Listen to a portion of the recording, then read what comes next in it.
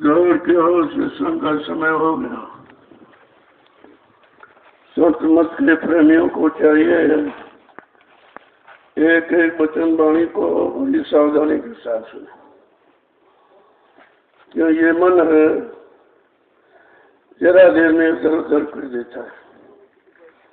जहाँ तुम बचनों को भूल गए, बचनों से उधर उधर गए कि दया हट जाती है। जब दया हटी तो दुर्घटना घटी। तुरंत ये शैतान मन अपनी कार्रवाई में लग जाता है। अगर बचनों को याद रखोगे तो हमेशा बचाव बना रहेगा। कहीं भी रहो, किधर भी करो कुछ भी, लेकिन मुख हमेशा गुरु की था। उसी को गुरुमुखी कहते हैं।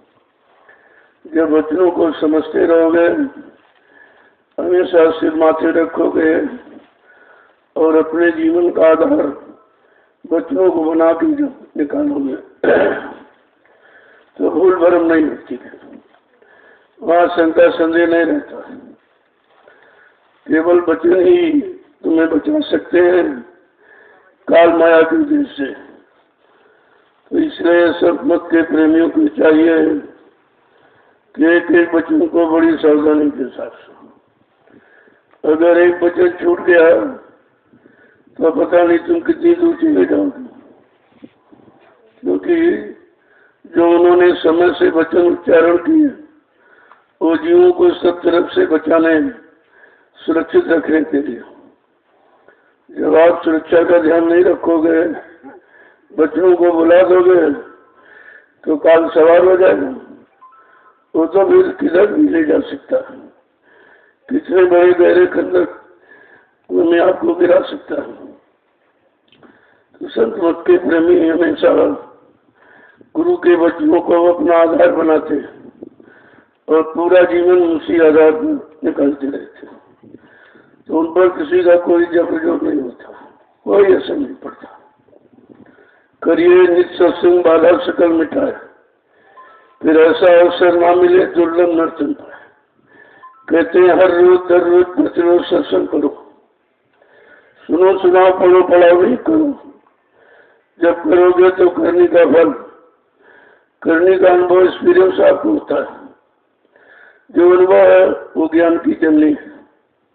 अगर अनुभव नहीं तो कुछ नहीं।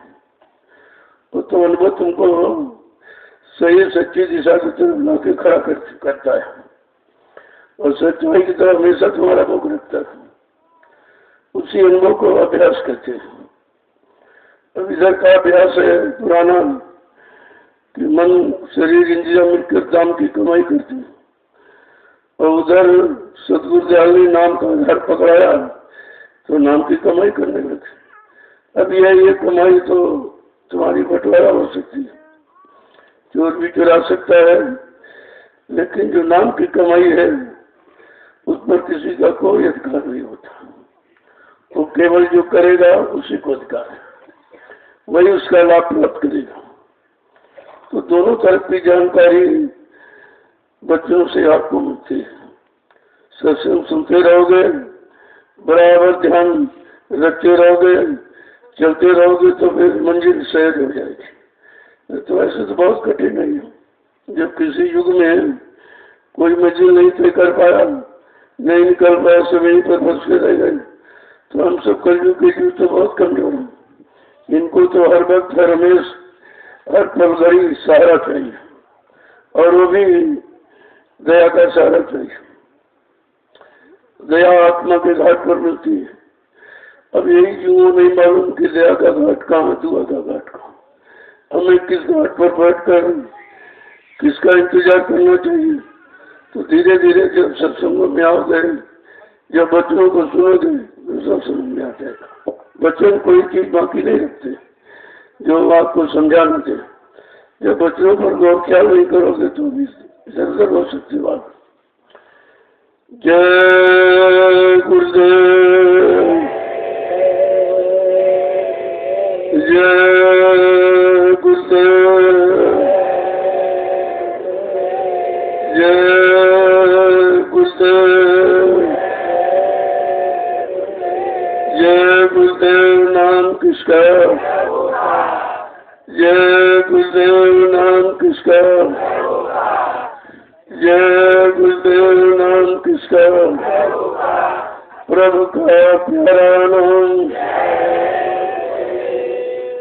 समृद्ध दाता दयालु पूज्य स्वामी जी महाराज, आज के इस नैमिषारण्य की तपोभूमि पर प्रातःकालीन लक्ष्य सत्संग में सम्मिलित होने वाले हैं समस्त जिज्ञासु प्रेमीजन। जब किसी चीज की जिज्ञासा उठती हो तो पाने की इच्छा होती है। जब तक जिज्ञासा नहीं तब तक उधर की तरफ मोड़ा नहीं जा सकता, और वचन जिज्ञासा ही पैदा करते रहते हैं। अगर हर लोक मंडल मुकाम का वचन उच्चारण न किया जाए तो तुम्हारे अंदर किसी लोक में जाने की प्रेरणा नहीं बनेगी, उधर की तरफ जिज्ञासा नहीं बनेगी। भाई वहां चला जाए, देखा जाए कैसा लोक है, कैसा मंडल, कैसा मुकाम। तो जब जिज्ञासा बनती तभी कुछ होता है, और जिज्ञासा बगैर मालिक की दया की होती है, क्योंकि संसार की जिज्ञासा तो बहुत पुरानी है। उसी तरह मन तुमको भगाए दौड़ा लिए जा रहा, लेकिन अध्यात्म की जिज्ञासा बहुत कम हो पाती है, क्योंकि अध्यात्म में आप समय बहुत कम देते हो। जहाँ समय ज्यादा दोगे वहीं लगाव आपका बन जाता। जैसे खेती में समय दो तो खेती में लगाव बन जाता, दुकान दफ्तर में समय दो तो लगाव बन जाता। इसी तरह जब सत्संग में समय दोगे और नाम की कमाई में जब समय दोगे तो उधर की तरफ आपका लगाव बन जाएगा। ये तो बस मन को लगने लगाने की बात है। ये कितना पुराना लगा है उधर सदियों से, तो वहां उसको ले जाना तुम्हें नहीं पड़ता, अपने आप चला जाता और तुम्हें भी घसीट के ले जाते। अगर इसी तरह हम धीरे धीरे अपना लगाव इधर की तरफ बनाए, सत्संग करें, सेवा करें और भजन करें, तो धीरे धीरे मन का लगाव इधर बढ़ जाएगा। फिर जब इधर बढ़ जाएगा फिर उधर नहीं जाएगा, क्योंकि जो चीज इधर है उधर है नहीं। तो इधर का मालूम नहीं था तो उधर बढ़ता रहा, जाता रहा, दौड़ता रहा, लेकिन मिला क्या? जब इधर आया तब समझ में आया कि उधर क्या था, इधर क्या था। तब कहता हमारा तो सारा समय बेकार चला गया। जानकारी और जानकार न मिलने के कारण करो सब समय मेरा व्यर्थ चला गया। तब वो पश्चाताप करता है। जब पश्चाताप करता है तब फिर उधर की तरफ मुख नहीं करेगा, क्योंकि उधर तो देख के आया क्या है क्या मिला। तब जब इधर मुखातिर हो जाएगा तब उधर कभी नहीं जाएगा। लेकिन इधर तरफ मुड़ना बड़ा मुश्किल है, क्योंकि कभी मुड़ा नहीं है, कभी रास्ता इधर किसी ने बताया नहीं, जानकारी किसी ने दी नहीं। अब जब धीरे धीरे कलयुग में संत बुलाए तो उन्होंने रास्ता खोला। पहले तो रास्ता यहाँ था ही नहीं। जीवात्मा को जगाने का, परमात्मा से मिलाने का कोई रास्ता नहीं था, क्योंकि जितने आए वो शरीर इंद्रियों के भोगों तक सीमित रहे। तो उन्हें राज अपार धन और दौलत, मतलब यही इधर का तो खूब मिला और इसी में रमा रहा, उसी का अभ्यासी बन गया। अब जब संत महापुरुषों ने धीरे से वचन सुनाने शुरू किए और वचनों का जब मोया लगाया तब ये थोड़ा बहुत मुड़ने लगा। जब मुड़ने लगा तो उधर अनुभव करने लगा। यही अनुभव कर धीरे धीरे आप बढ़ाते रहो। एक घड़ी आधी माँ पुनिया गोस्वामी संघर्ष साथ की हरे को टपरात कहा, अगर एक घड़ी भी आपने मुड़ना सीख लिया तो धीरे धीरे मतलब ये अभ्यास जारी रखे तो ये काफी समझ देगी। और जितना समय ज्यादा देगा उतना उधर अभ्यास बन जाएगा, और अभ्यास जब बन गया तो अभ्यास मजबूर कर देता है। यही आदत है, जिधर बन जाए उधर आदत मजबूर करती है। अब अच्छे काम की आदत बन जाए तो अच्छी आदत की आपको मजबूर करती है। बिना वो अच्छे काम की आपको चीज नहीं आता। अब ये तो आपको अपने लिए निष्कर्ष लेना है कि हम उधर थे तब क्या करते थे और जब से आए तब इधर क्या करते हैं। उधर करते रहे तो क्या मिला, और इधर जब से शुरू किया तब से क्या मिला। तब दोनों की जब तुलना कंपेरिजन करते रहोगे तो फिर आपको धोखा नहीं रहेगा। अगर तुलना नहीं किया तो फिर तुमको ये नहीं पता चलेगा हम किधर, मतलब यानी अच्छा किया किधर बुरा, कहाँ फंसे किधर गए, किधर लगे, किधर कुछ पाया कि नहीं पाया। तो आज जब साधना करता है तो साधना में हर तरह का अनुभव होता है, मन की हरकत का भी अनुभव होता है। वैसे तो आपको पता ही नहीं चलता मन लगा कि नहीं लगता है, कोई नहीं बता पाता कि मन लगता नहीं। जब साधना की युक्ति आपको मिली और जब आप साधना पर बैठे तो पता चला कि मन लगता कि नहीं लगता, ये किधर लगता है, किधर ज्यादा लगा है, किधर ज्यादा समय इसको दिया गया लगाने में, तो उसकी कोई कमी नहीं है। जब यार रास्ता था ही नहीं और युक्ति नहीं थी, लगाने वाले थे नहीं, तो उसकी विचारी क्या थी। लेकिन धीरे धीरे धीरे जब महापुरुष आए तो उन्होंने रास्ता खोल दिया कि नहीं नहीं भाई उधर नहीं, तुम्हारा सच्चा रास्ता इधर है। पहले सब उधर ही तरफ मुड़े थे क्योंकि इधर रास्ता था नहीं, जानकार आए नहीं, जानकारी दी नहीं, मिली नहीं, तो मतलब यानी जहाँ की जानकारी निर्जन लगाना। कहते कितने युग बीत गए, थोड़ा बहुत समय आपने नहीं दिया, बहुत समय दिया है मन को लगने का, और उधर लगता रहा और इधर की जानकारी मिली नहीं तो कभी मुड़े भी नहीं था। अब धीरे धीरे धीरे धीरे जब कोई काम करोगे तो अभ्यास एक ऐसी चीज कि आपको कुछ न कुछ जरूर से जगह देता है। करत करत अभ्यास के जरूरत हो सुझा कहा कि अभ्यास करते करते कितना जड़ जीव अज्ञानी हो, कुछ न कुछ चेतना आ जाती है। अगर आप इनसे नहीं करोगे तो कुछ नहीं होगा। अब केवल वचनों को सुनते रहो, अमल में ले लाओ तो भी कुछ नहीं होगा। नामुक्ति मिल गई, अभ्यास नहीं किया तो भी आपको कुछ नहीं मिलेगा। वो तो तो अभ्यास का है। तो कहा कि करत करत अभ्यास के जन्मत हो सुजान, जैसे रसरी आवत या सिल पर निशा, जैसे रस्सी कुएं में डालती हूँ पानी खींचने के लिए, और पत्थर की शिला रखी है, अगर उस पर भी रात रस्सी आते जाती रहे तो वहां भी निशान बना देती। पत्थर में भी निशान बन सकता। अभ्यास का मतलब ये, कितना तुम्हारा जड़ मन हो, जड़ता में फंसा हो, अगर अभ्यास में लग गए तो धीरे धीरे अपना घाट जरूर बना देता। जब घाट बन जाएगा तब आना जाना शुरू हो जाएगा।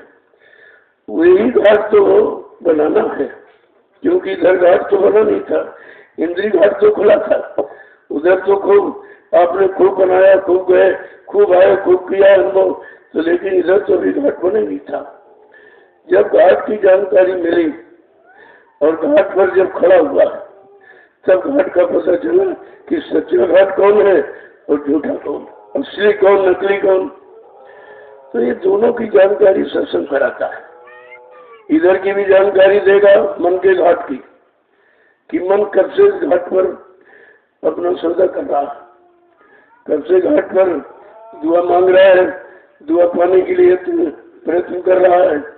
और जब दया का घाट मांगूंगा तो दया का घाट पर आपने मिनट, 2 मिनट, 10 मिनट आपने समय दिया तो उधर भी आपको अनुभव होने लगा। फिर आप आपस में तुलना करते हो कि भाई उस घाट पर आकर तो क्या मिला और इस घाट पर आने से क्या मिला। तब धीरे धीरे धीरे कहीं मुड़ना शुरू होता है। इसलिए सत्संग की बहुत बड़ी जरूरत है। सत्संग नहीं मिलेगा तो फिर तुम बैठ सकते हो, फिर हट सकते हो, फिर कहीं फंस सकते हो। अगर सत्संग मिलता रहे बराबर तो तुम्हें ताजगी आती रहेगी। सत्संग तो ताजगी है। जैसे मन की खुराक इधर है, ऐसे जीवात्मा की खुराक उसामा माँ विश्व के वचन। जब वचन सुनते रहोगे तो खुराक मिलती रहेगी तो कमजोर नहीं होगी। अभी तक क्या हुआ कि बेचारी कमजोर, उसको खुराक मिली नहीं। मन की खुराक हम आप पहुँचाते रहे, मन को देते रहे तो मन तो बहुत बलवान हो गया। अब इतना बलवान हो गया कि तुम उसको मोड़ नहीं सकते। तुम्हारी शक्ति से ज्यादा शक्ति उसकी हो गई। जितनी ताकत थी सब उसने खींच ली और उधर की तरफ। तो मतलब ये है कि जब धीरे धीरे किसी चीज की जानकारी होती है और धीरे धीरे ही आप कर सकते, एक बार भी तो नहीं कर सकते। धीरे धीरे रे मना धीरे सब कुछ हुए। माली सींचे 100 घड़ा लेकिन ऋतु आए फल हुए।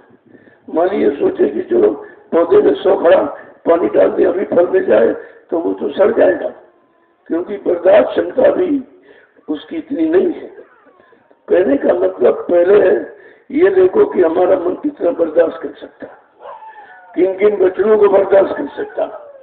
जब बर्दाश्त क्षमता धीरे धीरे बन जाएगी तब आप इसको पूरी बात समझा करके पूरी तरह आप मोड़ सकते हो। तो ये बर्दाश्त ही है, वचन सुनना, वचनों के अनुसार चलना, फिर मतलब यानी सेवा का भाव पैदा हो, फिर सेवा में लगना, फिर धीरे धीरे जब सेवा करने लगे तो मन का गरुड़ गुमान घमंड कुछ उतरने लगा, कुछ कम होने लगा, तभी भजन की तरफ। इतना आसान भजन नहीं, जैसे लोग कहते हैं हमारा भजन नहीं बनता।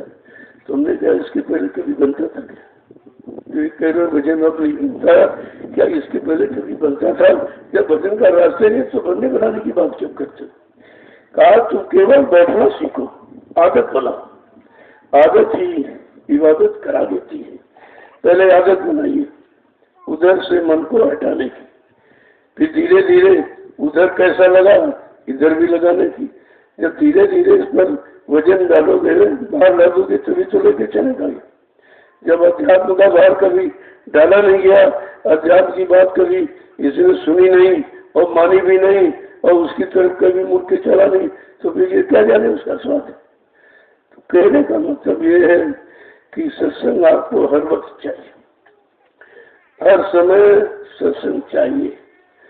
और सत्संग ना भी लेकिन वचन होने चाहिए। मान लो एक बार आपको सत्संग मिल गया, अब बच्चों को संभाल के रखिए। रोज वाला तो नहीं तुम सब रख सकते हो, लेकिन उतना तो रख सकते हो कि जिससे तुम्हारा कोई काम बन जाए।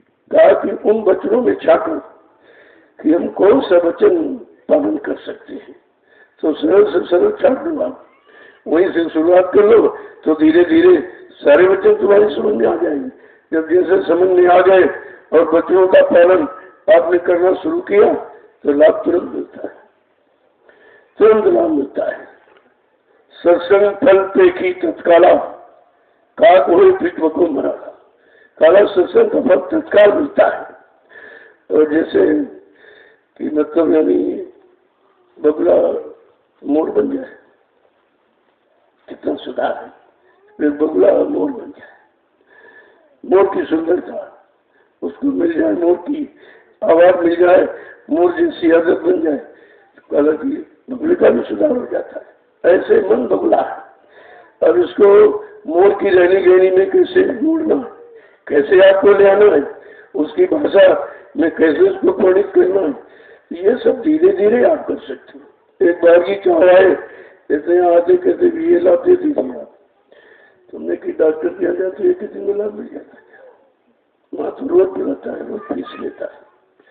और यहाँ कभी कभी आते हो तो इस दर पर आए तो क्या चाहिए, मिल जाए वो मिल जाए। अभी तो देने वाला भी देखता है तुम इस चीज के लायक हो कि नहीं, इसको रख सकते कि नहीं रख सकते। ऐसे थोड़ी है, ऐसे नहीं कि तुम्हारे रोने गाने से इतनी बड़ी दया की जाए तुम खत्म हो जाओ, तुम बेकार ही हो जाओ, क्योंकि वो वचन बर्दाश्त की क्षमता भी तुम्हारे में नहीं।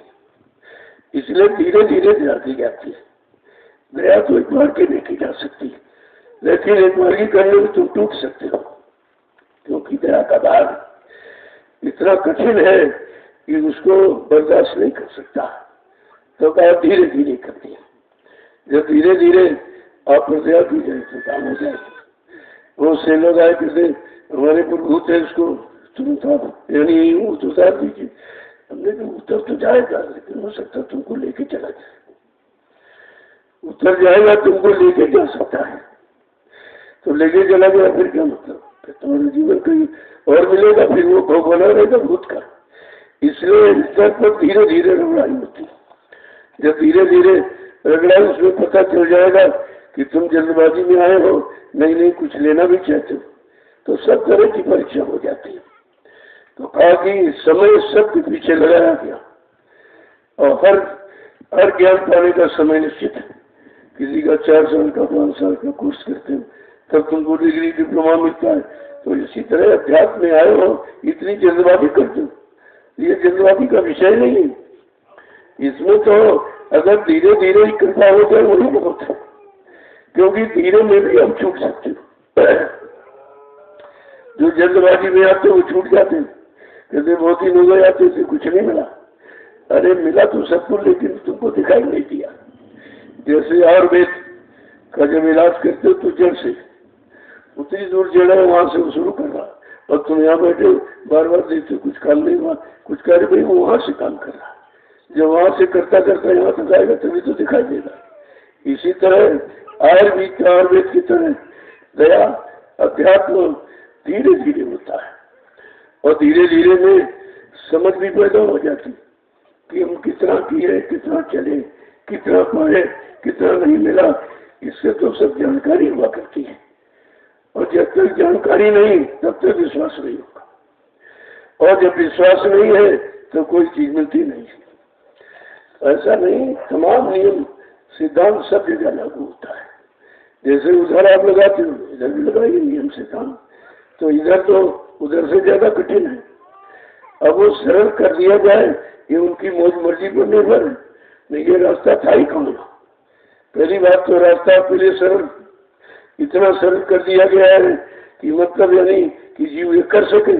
कठिन कर दिया जाए तो उसकी बस की बात नहीं, और सरल ज्यादा कर दो तो शंका पैदा हो जाती, तो ये लेने वाला ले भी नहीं सकता है। तो कहा उसके साथ धीरे धीरे दया की जाती है, उसी दया का हाथ लगा के धीरे धीरे इसको पाकसाफ कर दिया जाता है। जैसे कुम्हार जब कच्चे घड़े को भरता है तो जो बाहर से काफी मारता देखने में बहुत तेज लगती, लेकिन अंदर में दया का हाथ लगता है। वो दया का हाथ अंदर में लगाए दिखाई देता चोट घड़े भर मार रहा, लेकिन चोट अपने हाथ पर ले रहा। वो जानता है ये कच्चा घड़ा टूट जाएगा। तो इसी तरह के कच्चा मन है, और कच्चा ज्ञान है, और कच्चा वैराग है, और कच्ची भक्ति है, जिससे टूट जाएंगे सब। इसलिए धीरे धीरे ये सब किया जाता है। जो धीरे धीरे करता है चलता है थकता भी नहीं, वो मंजिल भी प्राप्त कर लेते। वो जल्दी भागेंगे तो थक जाएंगे, और मंजिल अभी जोर है। तुम्हारे भागने से मंदिर नजदीक नहीं आ जाए कि तुम तेज दौड़ा तो मंदिर खिसक तुम्हारे पास आते, ऐसा नहीं होता है। मंजिल तो पूरी जगह पर है, तुमको कैसा कदम उठाना कि थकावट भी ना आवे, हम अपनी मंजिल पर भी पहुंच जाए, वही काम ही किया जाता है। और जब काम किया जाता है तब उसमें कहता बहुत देर लग रही, बहुत समय हो गया, इतने सालों से मैं हमने कहा लोगों का तो जीवन निकल गया, कुछ नहीं करता। अरे पाप है, दूसरा जन्म, तीसरे जन्म, तो कई जन्म लग गए तब निकल पाए, और तुम्हारा तो एक ही जन्म में काम करने का वादा किया जा रहा। इससे सरल और क्या हो सकता। अब बात ये समझ में आ गए तब तो, और उसी समझौती का नाम है सत्संग। जब तक सत्य का संग नहीं होगा तब तक कोई चीज तुम्हारी समझ में नहीं, क्योंकि झूठ में तो समझा नहीं जा सकता। सब जगह तुम अच्छे चाहते हो कि अच्छा समाज हो, अच्छा परिवार हो, अच्छी पत्नी हो, अच्छा पति हो, अच्छे बच्चे हो, अच्छी धंधा हो, अच्छी नौकरी, सब अच्छा चाहते हो। तो ये क्यों नहीं सोचते कि अच्छे काम भी करें। जब अच्छे काम करोगे तब अच्छा होगा, तुम्हारे सोचने से कुछ नहीं होगा। क्योंकि मन तो ये भागदौड़ का काम करता रहता है, और भागदौड़ में उधर भी इसको कुछ नहीं मिला। इतनी भागदौड़ की कितने जीवन निकाल दिए, और हकीकत पूछो तो कुछ नहीं मिला। जो मिला इसको मटिया भेंट कर दिया, इसी को इसी में मिला दिया, इसे कुछ नहीं मिला। अब इस बात को एहसास नहीं कर रहा कि हमें मिला कि हम ही मिट गए। ये एहसास कब करेगा, जब सत्संग में आके बैठेगा, और सत्संग बच्चों की ताड़ और मार और झाड़ लगेगी, तब इसे समझ में आता है कि हम कहाँ थे, वहां तो कुछ मिला नहीं। अब सतगुरु की दया हुई है कि हमको ऐसे घाट पे लाके खड़ कर दिया, तब कहीं धीरे धीरे थोड़ा थोड़ा विश्वास आता है। कभी विश्वास हुआ, कभी कम हुआ, कभी चला गया, क्योंकि मन अपने तौर से जल्दबाजी करता है, जल्दी मिल जाए, जल्दी मिल जाए। तो जल्दी कैसे मिल जाए? अगर जल्दी मिल भी जाए तुम समझ नहीं पाओगे। तुमको समझना भी है और समझाना भी है, और समझ करके कोई चीज प्राप्त करना है तो तुम दूसरों को भी समझा सकते हो। अगर तुमने नासमझी में कुछ किया तो समझ तुम्हारे नदी है ही नहीं, ना तुम अपने मन को समझा पाए और न दूसरों को नहीं। तभी लोग जो रख लेते हैं तो उससे क्या अपने मन को समझा पाते, ना अपने मन को समझा पाए और दूसरों को सुनाते रहते, दूसरों को भी नहीं समझा पाते, क्योंकि उन्होंने अपने मन को समझाया नहीं है। जो मन को समझा लेगा वही मन सबके पास है, वो सबको समझा देगा। जैसे 1,00,000 चिराग बुझे रखे और एक जलता हुआ चिराग, अगर एक जलता हुआ चिराग सबसे स्पर्श कर दिया जाए या सारे चिराग जलते वाले से स्पर्श कर दिया, सब जल जाएंगे। लेकिन ये काम जलता ही चिराग ही करेगा। बुझों की संख्या ज्यादा है लेकिन संख्या से काम नहीं होगा, काम होगा जलते चिराग से। इसीलिए जीवात्मा तो अनंत है, सब भरी भरी है, अनपिंड ब्रह्मांड सब जीवात्मा तो भरी है, लेकिन जागी हुई सूरत को जो जाग जाती है वही जगा सकती है, और जो जाग गई जागने का तरीका भी मालूम, उसी तरीके से सारी सोई हुई सूरतों को जगा देती है। एक महापुरुष आता है, कितने करोड़ सोई हुई सूरतों को जगा देता है। उनके पास भी जीवात्मा, आपके पास जीवात्मा, हम सबकी सो रही, उनकी जगी हुई। अब उनसे हम स्पर्श हो जाए या वो हमारे को स्पर्श करने चूल्हे पकड़ रहे तो बात तो पकड़ रहे थी, तो हमारी आपकी पकड़ तो ढीली हो सकती है, लेकिन उनकी पकड़ मजबूत होती है।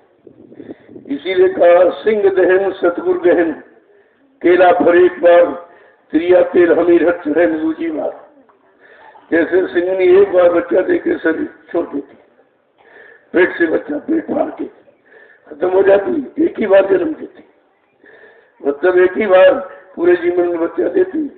इसी तरह का सदगुरु एक ही बार पकड़ते हैं, फिर छोड़ते नहीं जब तक उसको घर नहीं पहुंचा देते। तो कहा, 1 जन्म 2 जन्म 3 जन्म 7 जन्म तो सदगुरु पीछा करता, सदगुरु 7 जन्म तो पीछा करता। अब अगर ये कर दिया जाए तो कहेंगे ठीक है, पीछे करें तो करेंगे वो पीछे, उनको क्या मतलब, हमें क्या मतलब है भाई। पीछा तो जब करेंगे जब तुम दौड़ोगे आगे वो पीछे चलेंगे तब तो पीछा होगा, और तुम जुड़ते नहीं हो, तुम आते नहीं हो तो पीछा कहाँ किया जाए। तो कितनी बड़ी बात उन्होंने कह दी एकदम सरल करके कि सदगुरु 1 जन्म में पीछा, 1 जन्म में 2 जन्म में 3 जन्म 7 जन्म तक पीछा करता, जब तक जीव को उसको घर नहीं पहुंचा लेगा तब तो पीछा छोड़ते। ये तो अन्य संतों की बात है कि 7 जन्म तक, लेकिन समृद्ध वाणी काया हम सब जीवात्माओं के लिए उन्होंने एक ही जन्म में वादा किया कि अगर मेरी बात मान लो, मेरे बच्चों पर चल पड़ो, मेरे तरफ मुखातिब हो जाओ तो एक ही जन्म में पार हो जाओगे। अब जो 1 जन्म में पार करने आया, कहा कि 1 जन्म पार तो हो जाए, कोई महंगा पड़ेगा, कई कितने अनंत जन्मों का बोझा लाते बैठे गंदगी कर्मों की, तो कहा पार तो हो जाओगे लेकिन कुछ महंगा पड़ेगा। अब वो महंगाई बर्दाश्त नहीं होती।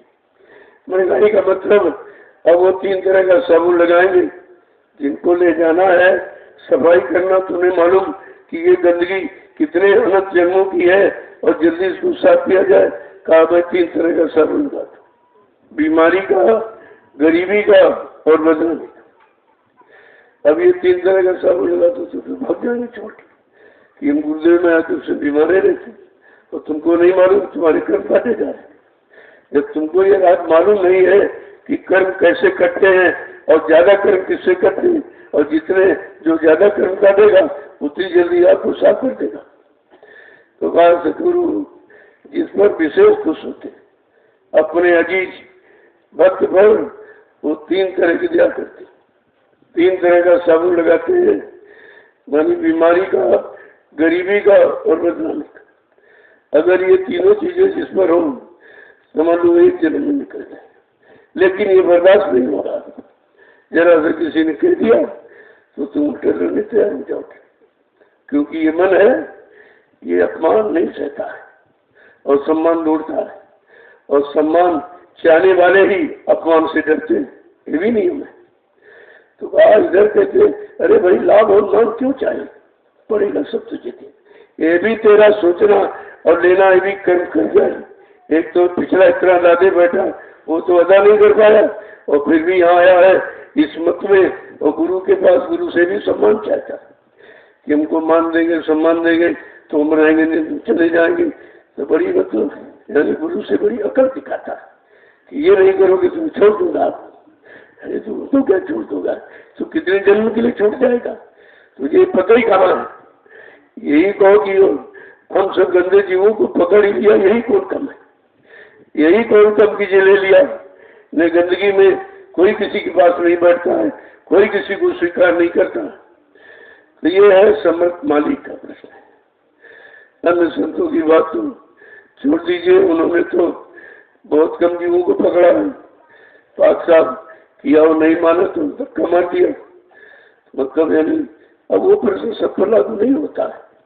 अब ये समर्थ मालिक की बात तो यहाँ रही नहीं, तो पिछले संतों का लोग प्रमाण उदाहरण दे देते हैं, लेकिन कहा ये लागू नहीं होता, ये लागू नहीं होगा।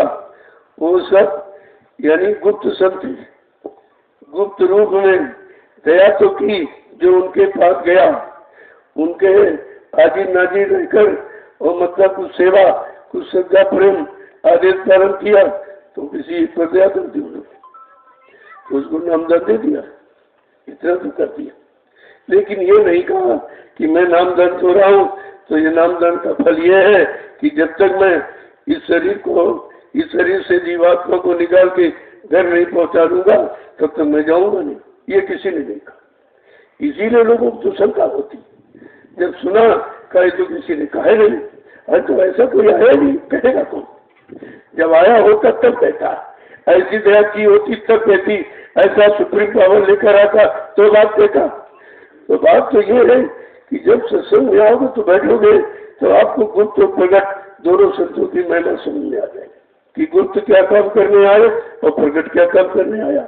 जो प्रगट में आया वो प्रगट माने घूम घूम कर सारे हिंदुस्तान में इतना भारी यानी दौड़ा, इतनी जानकारी दी किसी ने नहीं दी।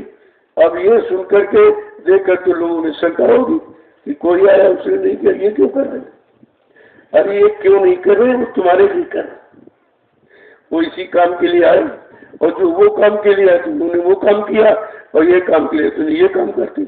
अब तुम उसमें तरह तरह की मतलब शंका संदेह और भूल भ्रम करते हो और इसी में छूट जाते हो। इसीलिए छूट गए सब कि उन्होंने गुप्त प्रगट की बात नहीं समझी, यानी गुप्त भेजे जाते तब आते और प्रगट स्वयं प्रगट होता है, स्वयं पर इच्छा से आते और काम करके स्वयं पर इच्छा से ही जाते, न उनको कोई वहां से बुलाता है न यहाँ से कोई भेज सकता, क्योंकि उनका कार्य अपना निश्चित है कि इतने दिनों के लिए इतने वर्षों के लिए जाऊंगा और इतने वर्षों में ये सबको मतलब सिखा बढ़ा के तैयार कर दूंगा और उनका काम करके वापिस चलाऊंगा। तो अब ये जब सत्संग सुनोगे तब तो आपकी समझ में आएगा कि प्रकट संत का काम किया और गुप्त संत का काम किया, और दोनों आए दया करने, दोनों की दया अलग अलग रही, दोनों का कार्य क्षेत्र अलग अलग रहा, उनका सीमित है इनका सीमित है। अब सीमित वाला असीमित को कैसे समझ लेगा, कैसे मन कर देगा, कैसे विश्वास कर लेगा। तो जब सत्संग में पड़े रहोगे, आते जाते रहोगे, समझते रहोगे, सेवा में लगे रहोगे, सुमरन ज्ञान भजन में समय देते रहोगे तो ये धीरे धीरे सब समझ में आ जाएगा। क्योंकि तीन ही रास्ते हैं, अध्यात्म के तीन स्तंभ हैं, सत्संग करो, सेवा करो और भजन करो, इसके अलावा चौथा कुछ नहीं। और ये तीन भी समझ में नहीं आए, सत्संग समझ में आता नहीं, केवल कानों ने सुना तो निकल गया, तो समझ में कहा है। सुनना समझना नहीं है, सुनना करना नहीं है, करना करना है, सुनना सुनना है। अगर ये उद्देश्य रखो कि हम करने के लिए सुन रहे हैं तब तो आपको सुनना भी अच्छा होगा, और करने के लिए हम लोगों से पूछ रहे तब भी आपका अच्छा होगा। यानी श्रोता और वक्ता दोनों जब तक कर्तापन में नहीं उतरेंगे तब तक श्रोता भी बेकार और वक्ता भी बेकार, दोनों का मतलब यानी कोई काम नहीं है। तो ये सब जानकारी कैसे होगी, कभी कहा कि बहुत काल करिए सत्संगा तबे हो संशय सत्संगा, बहुत समय तक सत्संग करते रहोगे तब कहीं शंका संदेह भूल भूल जाता है। इतना आसान नहीं है जितना लोग समझ लेते। तभी इसमें तर्क वितर्क कुतर्क इसमें नहीं होता। अध्यात्म तर्क का विषय ही नहीं, अध्यात्म तो करने का विषय। सब तर्क वितर्क एक कोने में रखो और जो बताया जाए उसे करने लगो, वो तुरंत आपको लाभ होगा। क्योंकि सत्संग फल पृथ्वी तत्काल का, सत्संग का फल तत्काल मिलता है।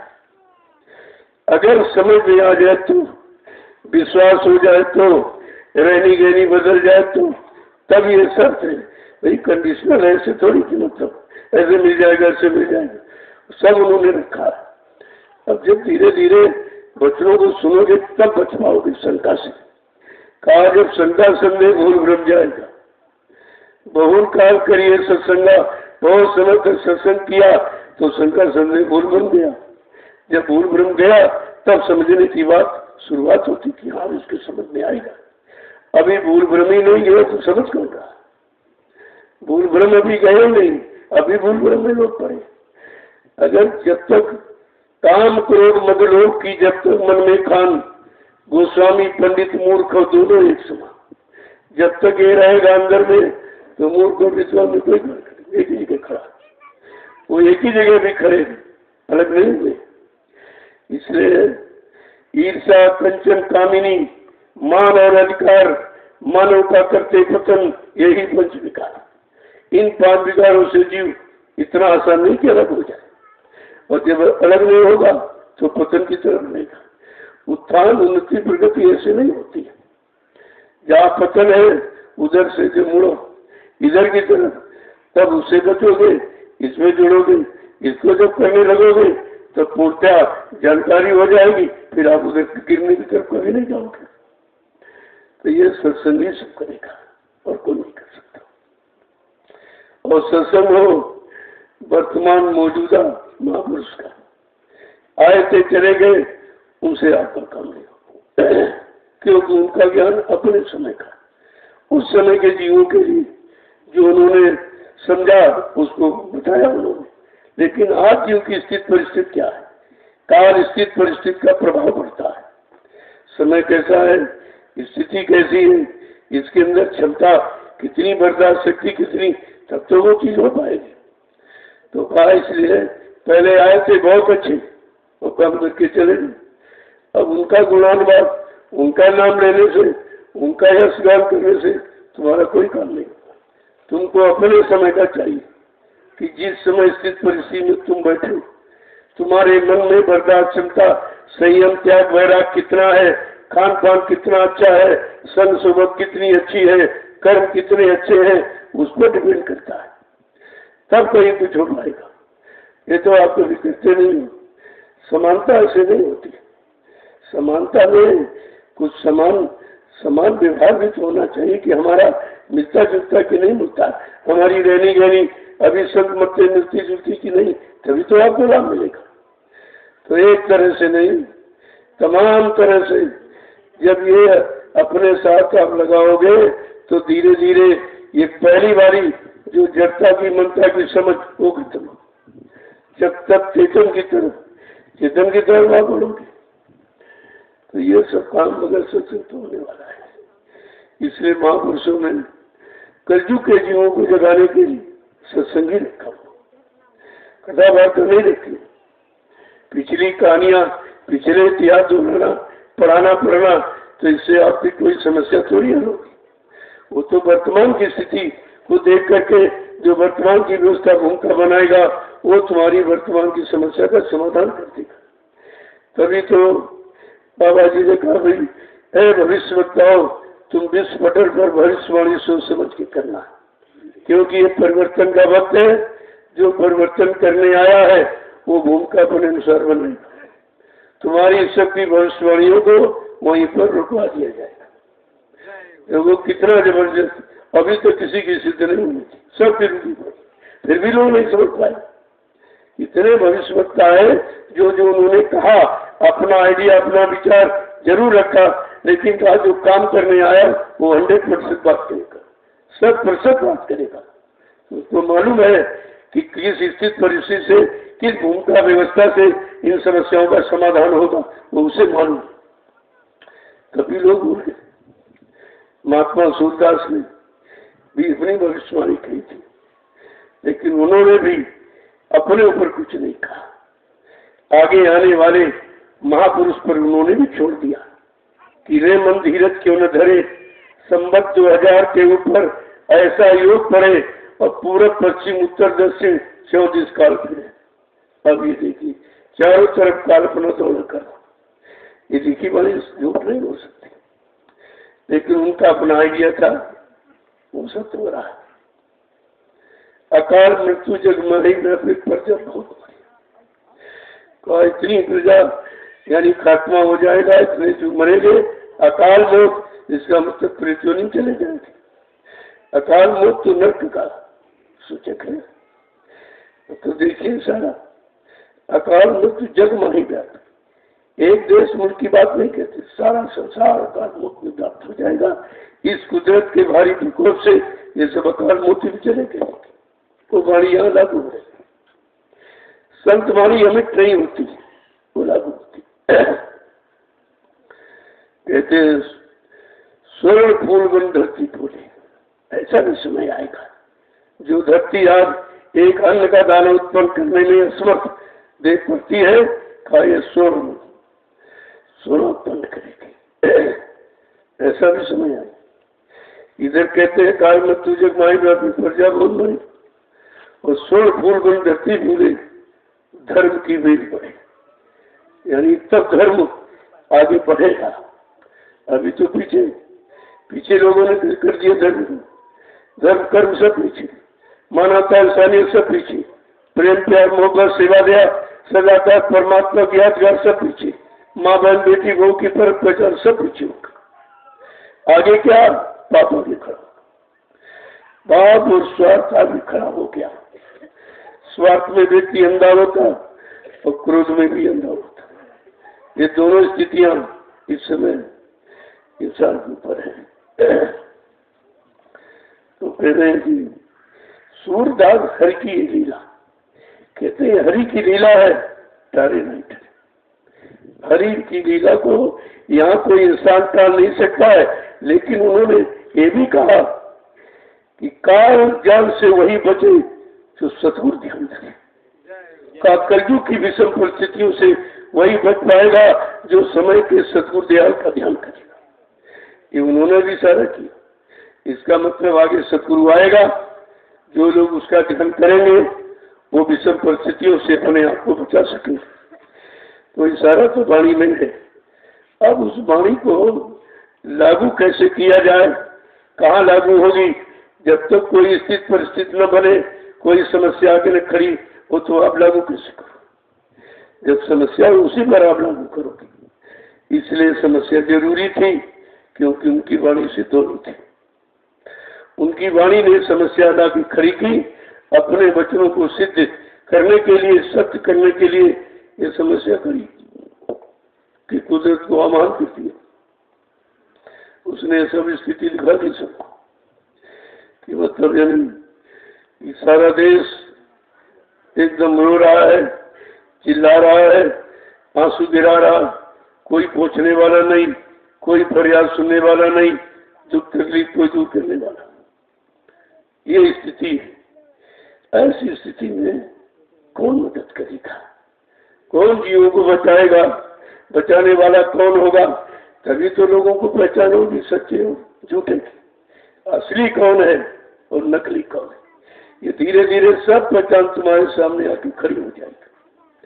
अब तो शुरुआत हुई है, आप देखते जाइए कितने मनचले जीव इधर से उधर, उधर से इधर, इनका यही काम है, ना इधर टिकना न उधर टिकना, ना इधर मिलना न उधर कुछ मिलना। तो ऐसे तो ये मनचले जीव हमेशा रहे और रहेंगे।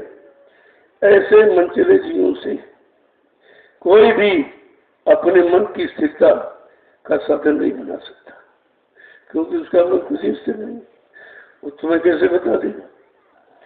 तो ये महापुरुषों की वाणी ये तो अनेक है, इसको कोई झूठ कर ही नहीं सकता। अपनी वाणी सत्य करने के लिए कोई स्थिति परिस्थिति बना सकते, ये भी पावर है। कहा मुझे कोई कैसी स्थिति परिस्थिति बनानी पड़े, कोई लीला, कोई खेल, कोई करिश्मा करना पड़े, लेकिन मैं ये काम करके दिखाऊंगा। अपने काम को पूरा करने के लिए देखो कितना खेल हुआ, और किसी ने खेल को समझ नहीं पाया, लीला को किसी ने समझ नहीं पाया, क्योंकि लीला समझना भी सत्य बस की बात नहीं है। जा पर दया गुरु की हुई और ता पर दया करे सब कुछ। जब उनकी दया हो जाएगी तो सब, कहा कि सतगुरु की दया होती तो सूखी खेती हरियाती, ये क्यों नहीं समझते। बात तो यहाँ पर है कि जो असंभव को संभव बनाने आया, कहा कि जो काम कभी नहीं हुआ था,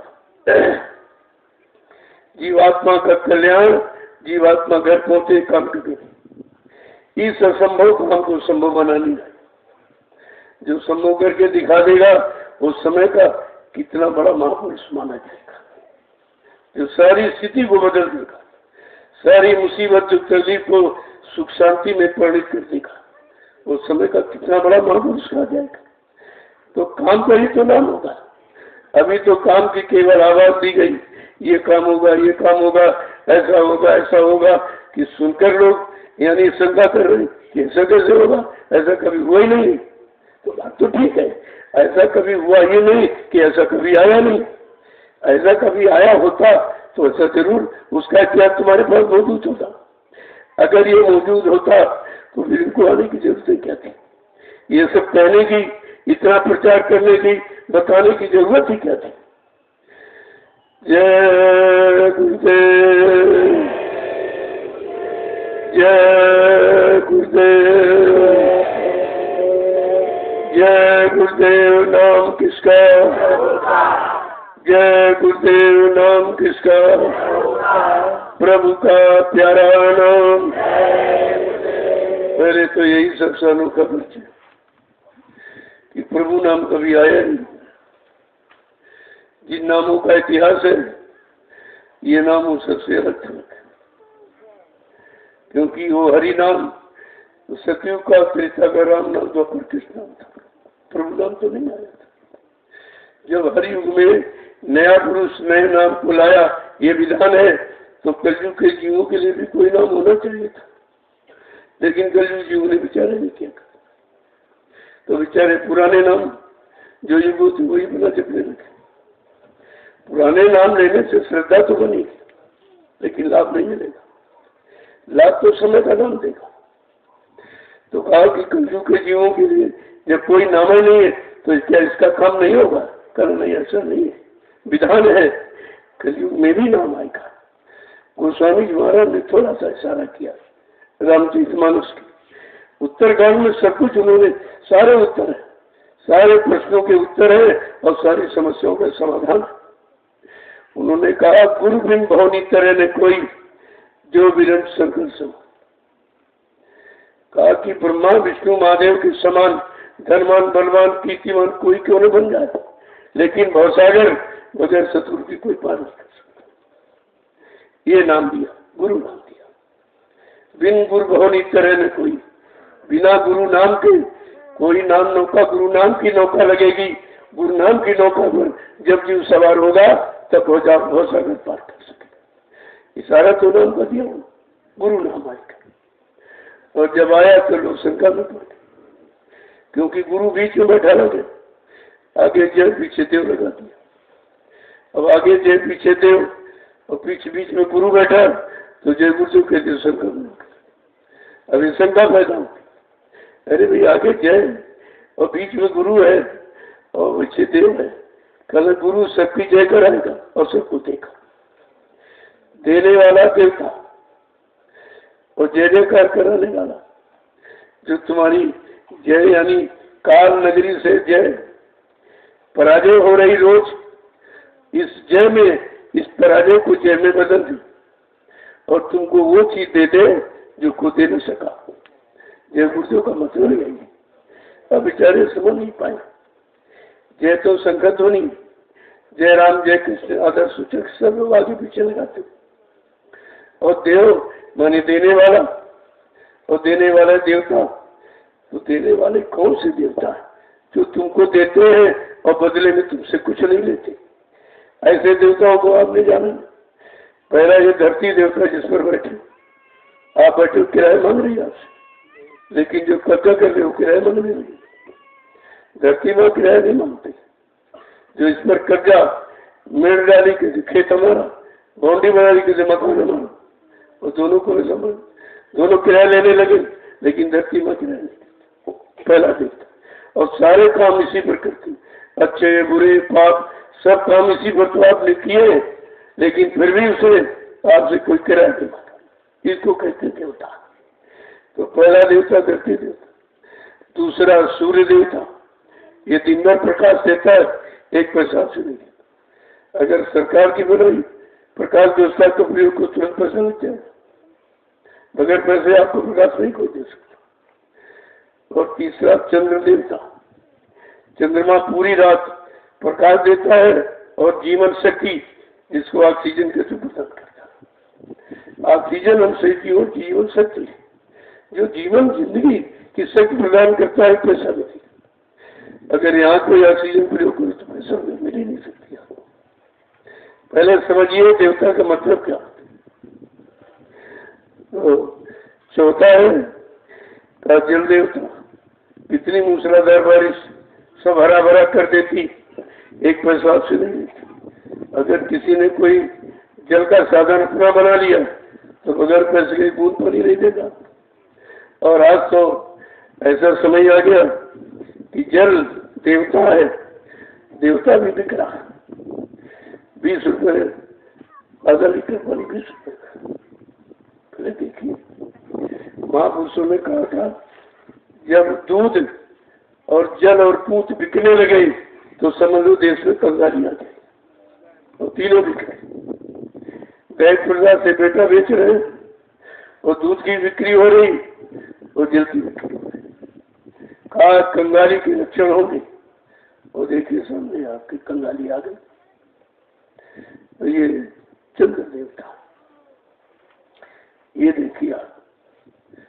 और वायु देवता, वायु देवता कितनी मन शीतल हवा चलती है, एक पैसा नहीं।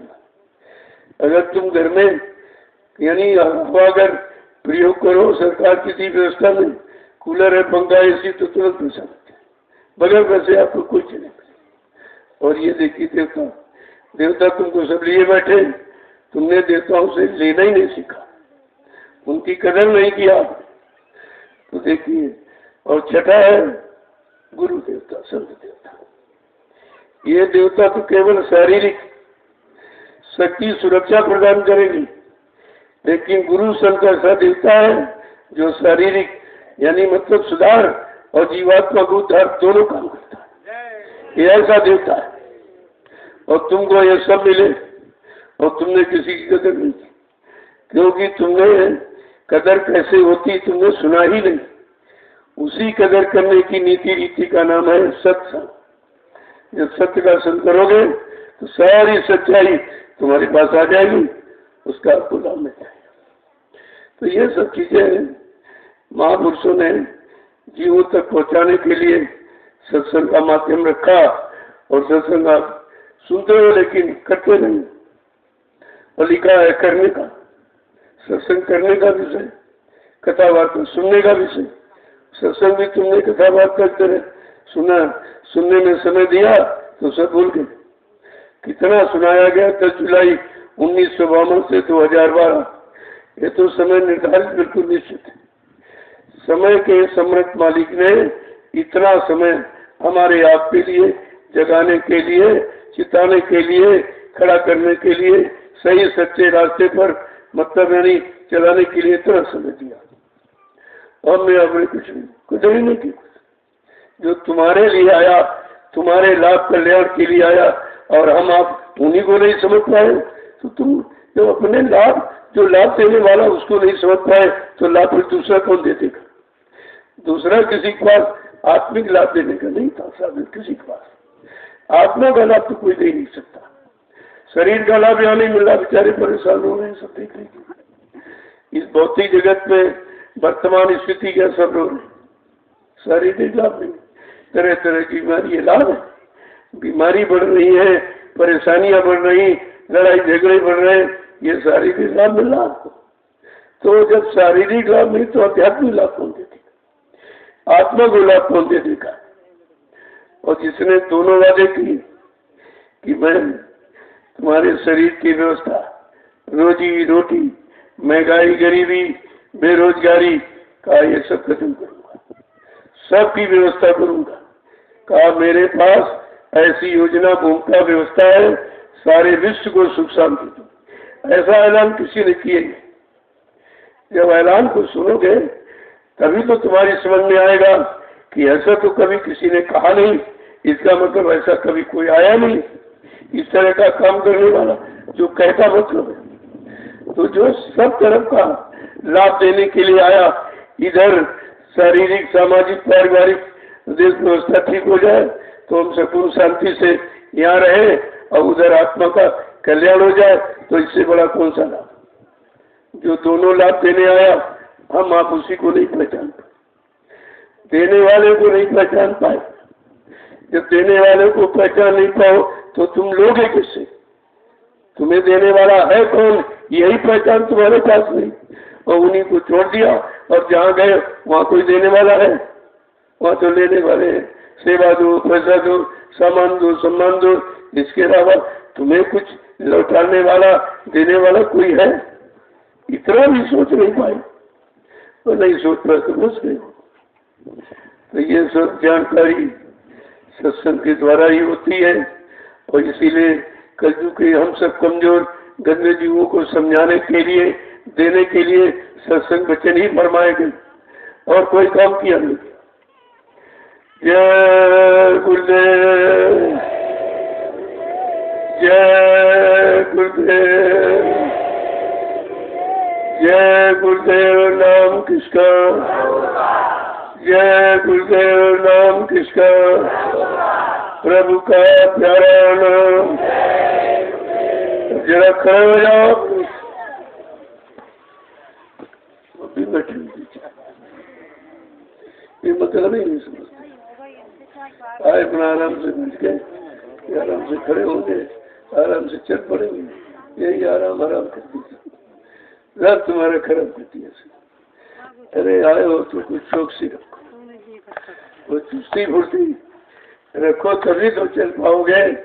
मंजिल बहुत कठिन, बहुत दूर है, तो तुम इतने ढीले हो कैसे पहुंचोगे, कैसे पहुंचोगे। और ले जाने वाला कह रहा मंजिल दूर है, और दूर के लिए या तो तेज चलना सीखो भाई, या तो समय के पहले चल दो, तभी तो बहुत पाओगे। समय पहले तुम सो ही रहे तो चले जाओगे, अब जल्दी चलना, तेज चलना नहीं चाहते, तो फिर काम कैसे होगा। जय गुरुदेव, जय गुरुदेव, जय गुरुदेव। नाम किसका, जय गुरुदेव। नाम किसका, प्रभु का प्यारा नाम। जोर से बोले, सब मिल बोले, बोलना होगा, अभी से बोलो। कुछ दर्द हरेंगे, सब कष्ट हरेंगे, शांति भी देंगे, सबके दाता, सबके मालिक। प्रेम से बोले, ये नाम नहीं इंसान का, ये काम नहीं इंसान का। ये भी परिचय कोई नहीं देगा कि किस नाम से बीमारियां जाएंगी, किस नाम से परेशानियां जाएंगी, कौन सा नाम सुख शांति देगा। ऐसा कहीं ऐलान हो नहीं रहा, फिर भी तो समझ में नहीं आ रहा कि भाई ऐलान क्यों किया जा रहा। अगर इस नाम में बढ़ सकती तो अगर में तो ऐलान क्यों किया जा रहा। और लोगों ने अनुभव किया है, ऐसे थोड़ी लोग आगे चले जा रहे। उन्होंने इस नाम को अपने तमाम कामों में प्रयोग किया, तमाम कामों में आजमाया है, तब आज ही आए। ऐसे यहाँ कोई नहीं आता। तो धीरे धीरे भाई जिनको मिलना उनको दिखाई देगा, जिनको नहीं मिल रहा उन्हें कैसे दिखाई दे?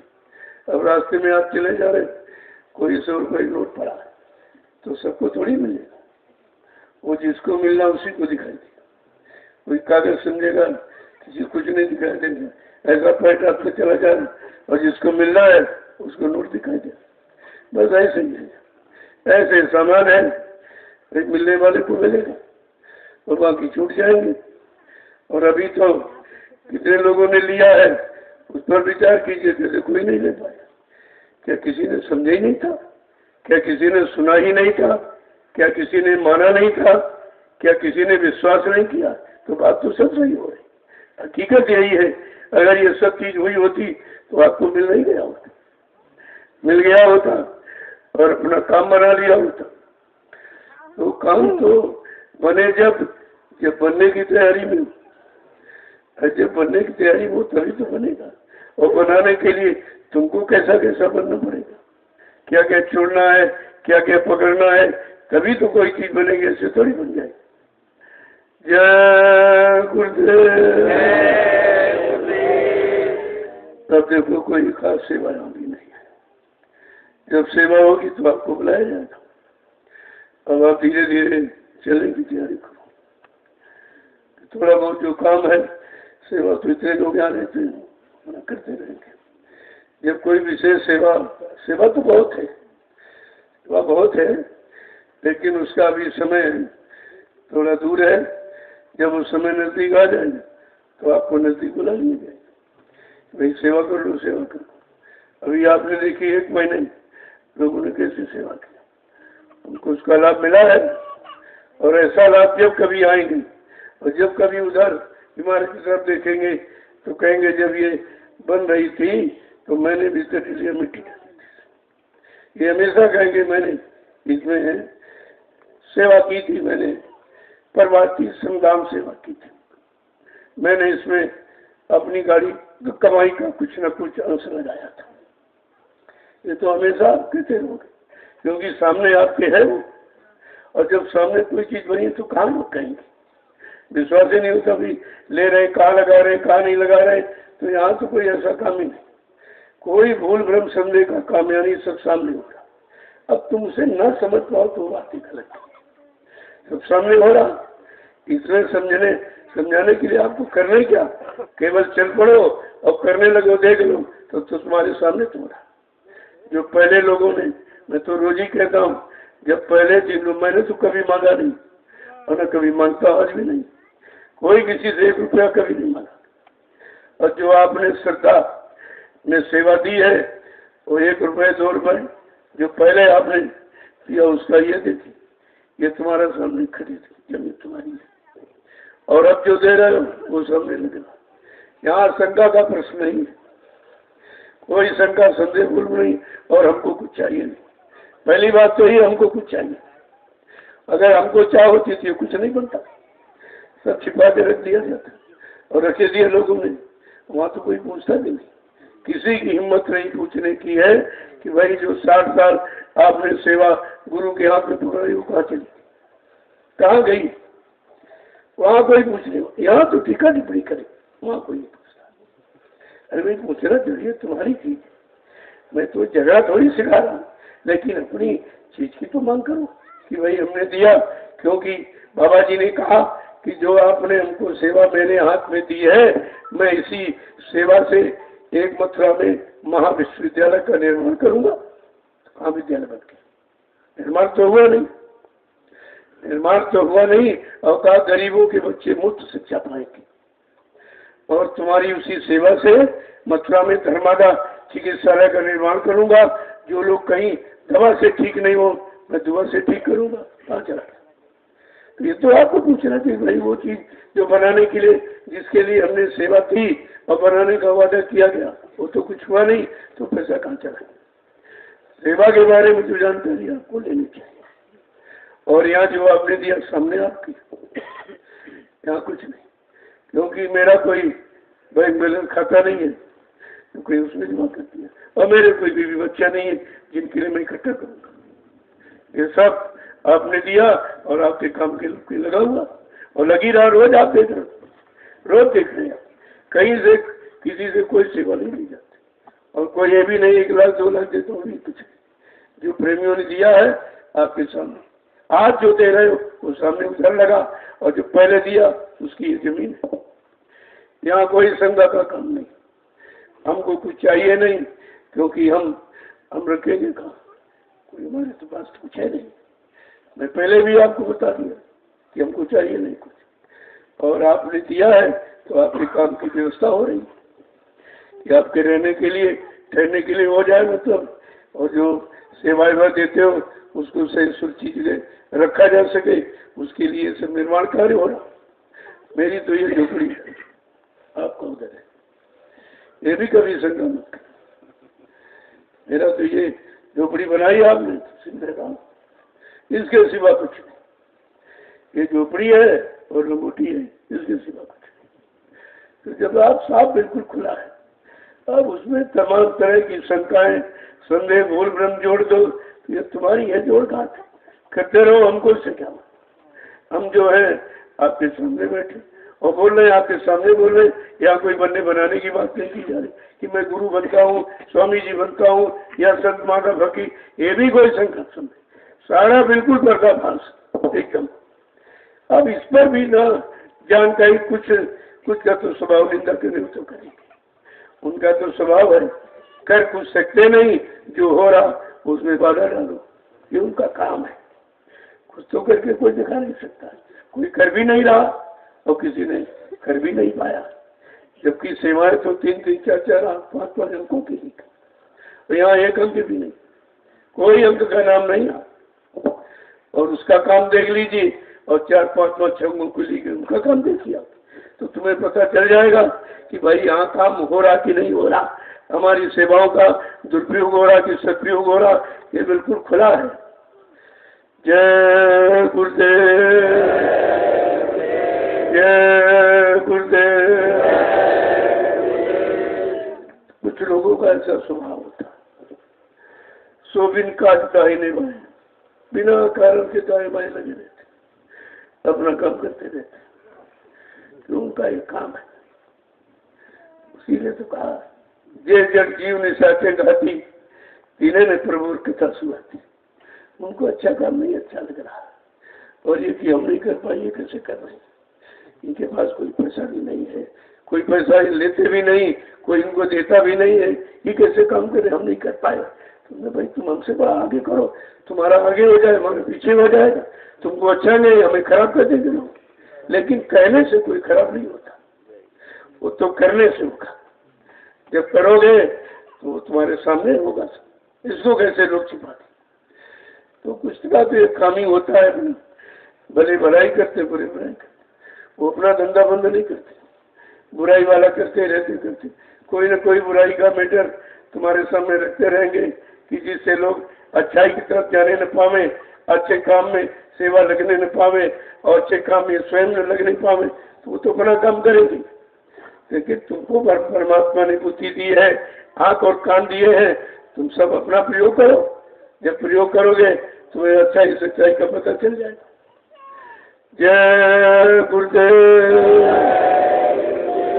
जय गुरुदेव।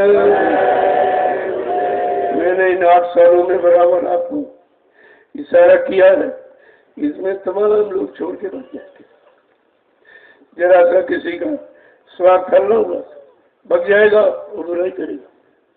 जब कोई फैक्ट्री से भागता है तो मिल मालिक की बुराई करता है, अपनी कभी नहीं बताएगा, मालिक ने तनख्वाह नहीं दिया और मतलब समझ से नहीं देता, हमारा ये नहीं किया वो नहीं, अपनी चोरी नहीं बताएगा कि मैं चोरी करके भगाऊं, इसलिए निकाल दिया गया।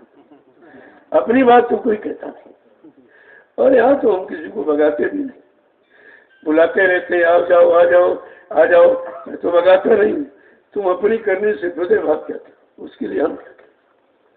यहाँ तो सम्मान और सामान के सिवा और कुछ किए नहीं, ये सामान ले लो, ये प्रयोग कर लो, बने रहो, बैठ के रहो, करते रहो, अच्छा समय आ जाएगा तुम्हारा निदान हो जाए। लेकिन जब अच्छा नहीं तो अच्छा कैसे करेगा, उससे अच्छे की उम्मीद भी नहीं हो सकती। अगर शुरू में बता दिया जाए तो कहोगे अरे भाई ये तो पहले से कह रहे भगाना चाहते, और जब करके बात कर, कहते जानते थे विष को रखा क्यों? तुम तो दोनों तरफ से बात करोगे कि जानते तो विष को रखा था। अरे भाई और रखा न जाए, अरे कहते आपके लिए तो सब समान है, चाहे चोर हो, चाहे डकैत हो, चाहे अच्छा हो, आपके यहाँ तो समान सब व्यवहार है और समान में रखा गया। तो कहते अरे जानते थे तो चोर को क्यों रखा आपने? कहते कि तुम सब तरह से कहते हो। अब काम करने वाला तुम्हारे कहने के अनुसार करेगा, तुम्हारे कहने अनुसार करे तो कभी काम ही नहीं होगा, ये तुम करने नहीं दोगे। और यहाँ कभी किसी को अच्छा कोई कह नहीं सकता, कभी नहीं अच्छा। एक बार एक बाप बेटा बैठे थे, तो बाप ने कहा बेटा बड़ा समय खराब, कोई कभी किसी को अच्छा कहते नहीं। कैसे पिताजी कह रहे हैं आप झूठ कहते हैं, जो अच्छा करे तो अच्छा क्यों नहीं कहे? कल नहीं ऐसा नहीं, कल हम नहीं माने। कहा चलो अच्छा तुमको प्रमाण दिखा दे।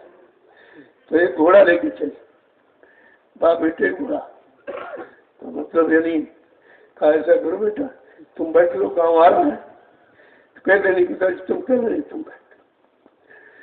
तो कहना नहीं ठीक है, अच्छा नहीं है आप ले दो। जब बाप बैठ गया गांव में पहुंचा, लोग कहते देखो वो क्या बनो घोड़े जाओ, बच्चों पर चला रहा सुना कुछ कहा। अच्छा अच्छा अब तुम जरा तुम बैठ। दूसरा गांव आया तो बेटा बैठ गया और पिता पे चलने लगा। कहना देखो अपना यानी जवान है और घोड़े चला, बुढ़े घोड़े से चला रहा। कहा सुना कुछ कहा ऐसा करो। अब दोनों लोग बैठे। जब तीसरे गांव पहुंचे दोनों लोग बैठ गए। कहते देखो कितने कसाई है, मारे डाले घोड़े को, दोनों लगे इस पर, दोनों बैठे। कहा सुना कुछ कहा चलो दोनों लोग पैदल चले। जब चौथे गांव पहुंचे कहते कितने मूर्ख है और सवारी साथ में पैदल जा रहे। कहा देखा ये है दुनिया, ये है दुनिया। दुनिया से जिस दिन दुनियादारी चली जाएगी दुनिया खत्म हो जाएगी। लेकिन इसी दुनिया में रहकर तुम्हें दुनियादारी में पढ़ना नहीं, फंसना नहीं, अपना काम बनाना है, अपना काम बनाना। यहाँ किसी को कभी अच्छा कोई कह नहीं सकता क्योंकि अच्छा कोई है नहीं। न आँख अच्छी है, न कान अच्छे हैं, न हाथ पैर वो जगह अच्छी जगह कभी गए, न मन से अच्छा संकल्प विकल्प किया, न बुद्धि से अच्छा निर्णय लिया, तो ये अच्छा कहेंगे कैसे? जब अच्छा देखा नहीं, अच्छा किया नहीं, तो अच्छे की पहचान उनके पास नहीं। तो आप अपना सीधे चलते रहो, अपने चलते रहो। ये तो तमाम बात है, यानी मंजिल पर जब आदमी चलता तो तमाम दिक्कतें, तमाम परेशानी आती। जो परेशानी दिक्कतों को देखेगा वो मंजिल तय नहीं कर सकता। वो तो मंजिल पहुंचने पर ये चीज आती ही, बिना परेशानी और दिक्कत के कोई मंजिल तय होती ही नहीं। चाहे जीवन का कोई पक्ष ले लीजिए, उस पक्ष में सफलता पाने के लिए आपको संघर्ष करना ही पड़ता है। बिना संघर्ष की कोई चीज मिलती नहीं है। और संघर्ष कहते मानव का जीवन संघर्ष में ही है। इन संघर्षों में जो चलता है, जो सफलता प्राप्त करता है, वो सत्संग संघर्ष की भी परिभाषा बताएगा। इसीलिए संत मत में प्रेमियों से कहा जाता है चले तूफान यहाँ भी उन्हीं से होड़ लेना है और जलाते धर्म का दीपक और जगत को ज्योति देना। जब चिराग दूसरे को प्रकाश देता है, अपने को कुर्बान कर देता है, तब प्रकाश देने का। जब तेल कुर्बान हो जाता तब प्रकाश देता, ऐसे नहीं कि चीज दी जाती। अपने को कुर्बान करने के बाद ही कोई प्रकाश दिया जा सकता है। प्रकाश माने क्या? कोई सच्चा रास्ता तभी दिया जा सकता। तो इसलिए सत्संगियों, तुम्हें आदर्श बनना है, संदेश सतगुरु का तुम्हें चरितार्थ करना है। अब संदेश सतगुरु का चरितार्थ करना तो किसी के संदेश, किसी के बातों सुनकर तुम्हारी मंजिल रुक जाएगी। तुम्हारा तो इशारा ये सतगुरु का संदेश तुम्हें चरितार्थ करना है, दिखाना है लोगों को कि कैसे संदेश किसको कहते हैं, आदेश किसको कहते हैं, निर्देश किसको कहते हैं, भक्ति किसको कहते हैं, अनुशासन किसको कहते हैं, सेवा प्रेम किसको कहते हैं, और इनसे दया कैसे ली जाती किसको कहते हैं। ये सब आपको करना है। और दूसरे तब देखते रहोगे तो तुम अपना काम नहीं कर पाओगे, जाओगे। भाई दूसरे का मकान अच्छा तो तुम्हें कौन सा सुख देगा? तुम्हें सुख तो तुम्हारी टूटी फूटी झोपड़ी ही देगी, वही देगी। तो यहाँ कुछ करने आए हो तो करने के लिए जब दूसरे को देखने लगो तो कार्य रुक जाएगा।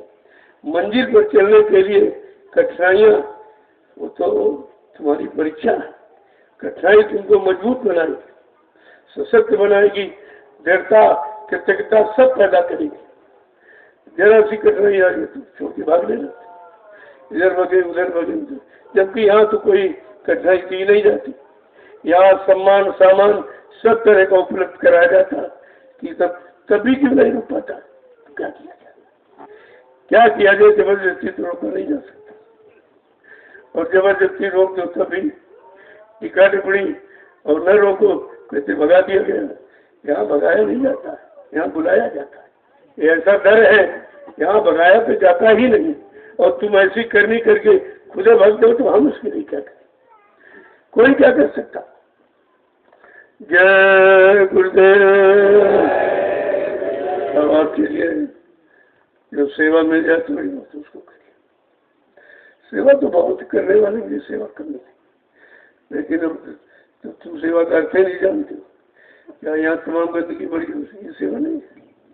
अरे आश्रम में घर है आपका, छोटा मोटा एक नगर गुरुदेव नगर बसा हुआ, तो लोग गांव की सफाई के लिए सफाई करने बुलाते, तनख्वाह देते उनको, और तुम्हारा घर अपना घर और अपना नगर नहीं साफ भी कर पाए तो तुम देश दुनिया को कैसे साफ करोगे? कैसे स्वच्छता का माहौल वातावरण तुम पेश करोगे? तुम्हें तो सब तरफ से आदर्श प्रस्तुत करना है। अब आदर्श क्या है? जब तुम आदर्श खुद ही नहीं बन पाए तो तुम दूसरों को आदर्श कैसे बनाओगे? आदर्श ही तो आपको बनाएगा। आदेश आदर्श बनाता है।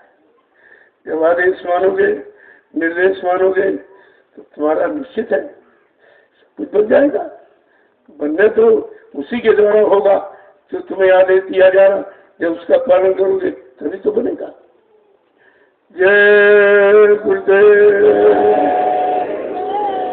अब आप अपनी अपनी सेवाओं में चलो, मैं तो वहीं आपसे मिलूंगा शाम को। जो जाने वाले हैं, जो अभी जाने वाले हैं, तो यही मिल लूंगा आपसे। अभी 2 घंटे के बाद आ जाइए, मिल लूंगा। और जो शाम को जाएंगे या सुबह कर जल्दी तो शाम को हम मिलूंगा। प्रसाद भी आपको मिल जाता कि चले लेके जाओ, हमारे तमाम कामों में प्रयोग करोगे तो तुमको लाभ मिलेगा।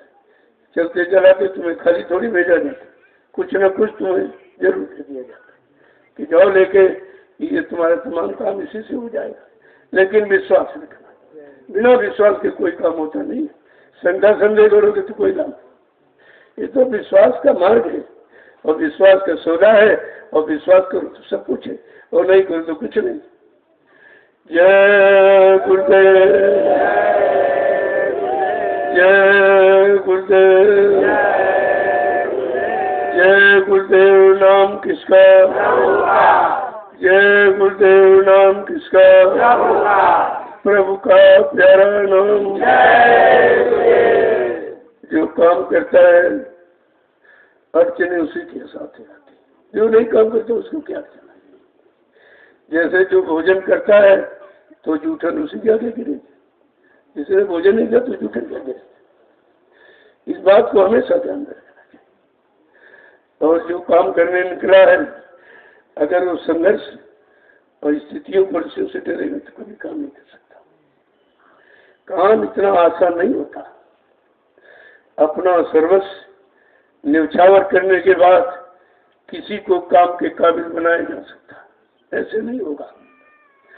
तो ये तो समय की पुकार है, समय की आवाज है कि जिसने काम किया उसको निंदा आलोचना बुराई का शिकार बना के रखा है। पिछला इतिहास उठा लीजिए, जिनको आज भगवान कहते हो उस समय तो आपने उनको इंसान भी नहीं माना था। इंसान भी नहीं माना लोगों ने, आज भगवान कह रहे। जब काम करके चले गए तब भगवान बन पाए, इससे पहले नहीं थे। क्योंकि काम करने के वक्त उनको उस दृष्टि से कोई देख ही नहीं पा रहा जिस दृष्टि से वो काम कर रहे। जिस लाभ को देने का भाव रख के काम कर रहे हैं वो तो भाव लोगों में आता ही नहीं। वो अपने भाव विचारों से तोड़ते हैं, इसीलिए वो पीछे बढ़ते जाते। ये तो इतिहास है कि भाई जिसने कुछ किया तो उसको कुछ न कुछ तो सहना पड़ा, और सहेगा वही। घाम ओस धरती सहे और सहे बन रहा है, और कटु वचन साधु सहे और सही न चाहे, तो और कोई बर्दाश्त ही नहीं कर सकता। वो तो एक ईंट का जवाब पत्थर से देने तैयार बोल रहे, वो कैसे बर्दाश्त करेंगे। कहा बर्दाश्त क्षमता सब मत का गहना है, और ये अभी आ नहीं पाई किसी को। जिस दिन बर्दाश्त सीख लेगो तुम सबको लाभ दोगे। जैसे पेड़ को देखिए, जब फल लगता तो झुकता है, और लोग कितना ईंट पत्थर ठंडे चढ़ाते उसमें फल तोड़ने के लिए, कभी नहीं एहसास करता है, बड़ा खुश होता है कि लोग कम से कम हमारा प्रयोग तो कर रहे हैं। अगर ये ना आते तो हमारा ये सब फल देना बेकार ही था। कोई तोड़े ना, कोई ईंट पत्थर न चढ़ाए, और मतलब यानी ये फल अगर लगे रहे तो हम तो इसको खाएंगे। वृक्ष कबहू नहीं फल भगे, नदी संचय नीर, और परमारथ के कारण साधु धर्म शरीर का आना ही इस भूमि पर दूसरों के लिए होता है। उनका अपना कोई जीवन नहीं, अपना कोई स्वार्थ नहीं, अपना कोई मान सम्मान नहीं है। वो केवल दूसरों के लिए आते हैं और दूसरों को लाभ देते रहते हैं और दे करके चले जाते हैं। ये काम है। जय गुरुदेव। अब आपके लिए अपनी अपनी सेवा में, क्योंकि वो राज मिस्त्री तो सुबह से विचारे लगे, वो भी सुन रहे, ऐसा नहीं, वो दोनों काम कर रहे, सत्संग भी सुन रहे, सेवा भी कर। सत्संग सेवा दो काम उनके हुए, और आपका एक काम हो रहा, और वो भी अगर सुनकर रख न पाए तो एक एक भी काम नहीं, ये भी काफी आपका रह जाता। और ज्यादातर ही कि सुन के भूल ही जाते हो, याद तो रखते नहीं, और याद नहीं रखो तो भी प्रयोग कैसे करो। प्रयोग नहीं करोगे तो लाभ हानि का पता कैसे चलेगा। तो बचन में सुनना ही काफी नहीं, समझना और समझ करके करना, तब आपको सुनने का लाभ मिलेगा। कितने दिनों से लोग सुन रहे कुछ नहीं, और आज भी सुन के भाग रहे हैं, सुनते हैं लेकिन रुक ही नहीं पाते, क्योंकि उन्होंने सुना ही नहीं, और सुना तो अपने को लागू नहीं किया। जब लागू नहीं करोगे तो लाभ हानि का पता कैसे चलेगा कि वचनों से क्या लाभ है, कैसे बचा जाए और कैसे कुछ लाभ प्राप्त किया जाए। ये तो जब ही मालूम होगा जब उन वचनों को अपने जीवन में उतारोगे। जय गुरुदेव। अब आपके लिए